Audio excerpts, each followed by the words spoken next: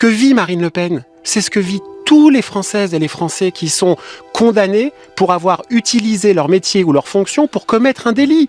Dans tous les métiers du monde, quand vous utilisez votre fonction pour commettre un délit, vous pouvez être interdit d'exercer avec un effet immédiat dès le jugement en première instance. Marine Le Pen veut être proche des Français, ce jugement l'a rapproché des Français.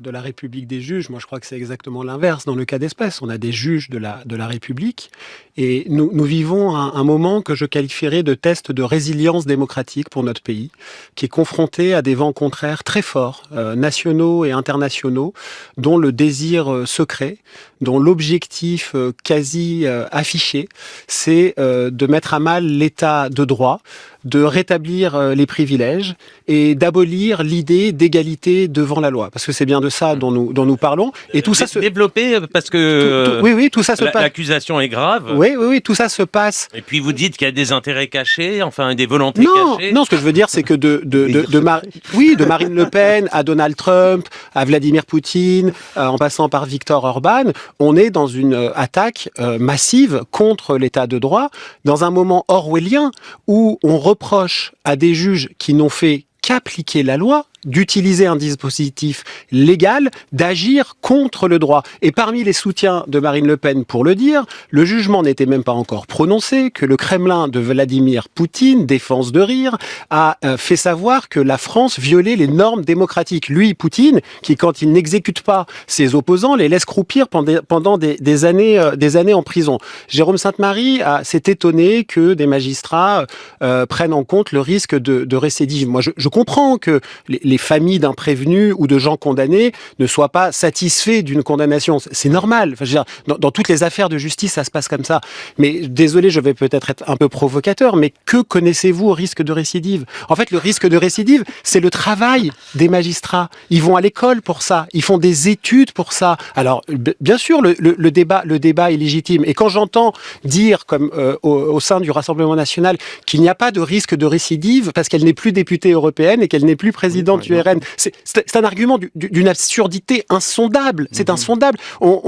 C'est-à-dire il peut y avoir récidive sans elle, c'est ça Mais non, ce que ça veut dire, c'est que le risque de récidive, c'est de redétourner des fonds publics, pas de redétourner les fonds publics européens. Je prends un exemple pour changer d'une affaire d'atteinte à la probité. Prenons un professeur des écoles qui est poursuivi pour violence contre des élèves. Il est accablé, il y a de la vidéosurveillance, il dit que c'est pas vrai, il met en cause l'autorité judiciaire, il met en cause la police. Il est jugé, il a changé d'école. Bon, au vu du risque de récidive, on le condamne, on l'interdit de continuer d'être professeur des écoles. Il va pas attaquer les mêmes élèves, c'est pas dans le même établissement. Pourtant, le risque de récidive de violence contre des enfants est maintenu. Là, c'est le cas avec Madame Le Pen, qui est toujours députée, qui est toujours conseillère départementale et qui vise la présidence de la République. Jérôme Sainte-Marie. Alors, j'ai été frappé par l'extrême confusion du développement que je viens d'entendre.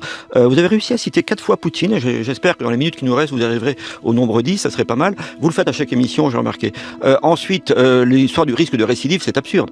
À ce moment-là, tout élu peut effectivement, à n'importe quel moment, détourner de l'argent, etc. Et tout. Attendez, tout non, citoyen. Pas tout élu, tout délinquant. Tout citoyen, voilà. Et par ailleurs, toute personne condamnée pour Monsieur, rappelez-vous un délit. Si vous voulez bien me laisser parler, rappelez-vous que nous sommes en appel. Et que donc, dès que vous avez appel, la présomption d'innocence s'applique immédiatement. C'est exact. Et donc, quand vous parlez de délinquant, ce n'est pas approprié et juridiquement, c'est totalement absurde. Et donc, nous sommes en appel. Et là, l'appel, à cause de ces problèmes de l'exécution provisoire, ne peut pas être appliqué. Parce que là, il n'y a pas d'appel. C'est une décision qui va être définitive et qui est hors sujet.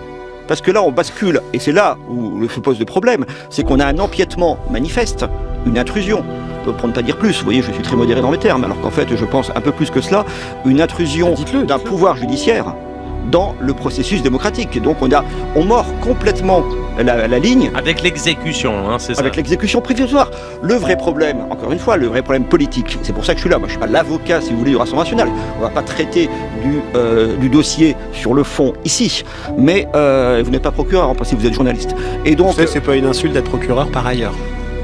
Contentez-vous d'être journaliste et de bien le faire, en toute impartialité, ça sera déjà pas si mal. Donc, j'ai peut-être à votre portée, on ne sait pas. Donc, vous avez effectivement là un vrai problème, c'est qu'effectivement, cette exécution provisoire vise, parce que c'est explicite dans le jugement, vise à empêcher une force politique majeure d'être présente. Je rappelle que dans le jugement, si j'ai le temps, je vous lirai des passages, dans le jugement, vous avez justement des opinions qui sont professées contre les options politiques du Rassemblement national par les juges, qui vont jusqu'à reprocher dans ce texte que le Rassemblement national ne soit pas suffisamment à leurs yeux pro-Union européenne. C'est dingue. Et par ailleurs, effectivement, vous avez des jugements de valeur sur les individus qui sont comme par exemple, on parle d'un rapport distant à la réalité. Mais là, c'est Vichynski, c'est les procès de Moscou. On commence à insulter les accusés pour le grand plaisir de certains journalistes ou de certains leaders de gauche quand ce ne sont pas les mêmes. Il vous répondra s'il veut sur ces points-là, mais sur l'exécution... Tout ce qui est excessif est insignifiant. Vous savez, cette agitation politique, toute cette agitation politique et médiatique, pour moi, autour de la focalisation quasi exclusive de l'exécution provisoire, c'est-à-dire de l'application immédiate avant l'appel d'une décision, n'a qu'un objectif. L'objectif, c'est de viser à divertir l'opinion publique des faits qui justifient le jugement. De quoi nous parlons ? Nous parlons d'un parti et de son ancienne présidente qui a perpétué un système, le mot a été utilisé dans le jugement, qui a été mis en place par son père Jean-Marie Le Pen, qui a consisté, d'après le jugement qu'il a condamné, elle et d'autres prévenus, de carotter plus de 4 millions d'euros d'argent public du contribuable européen.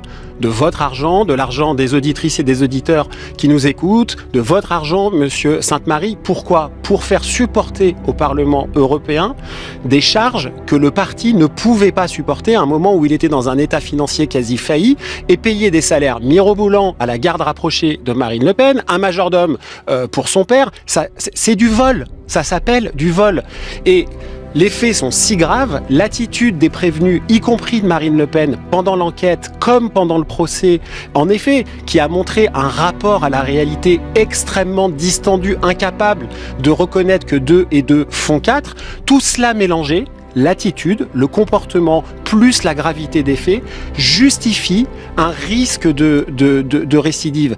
Et c'est la raison pour laquelle on a appliqué un dispositif légal qui est le produit de la souveraineté populaire. La loi, elle est votée pas par les magistrats, elle est votée par des élus.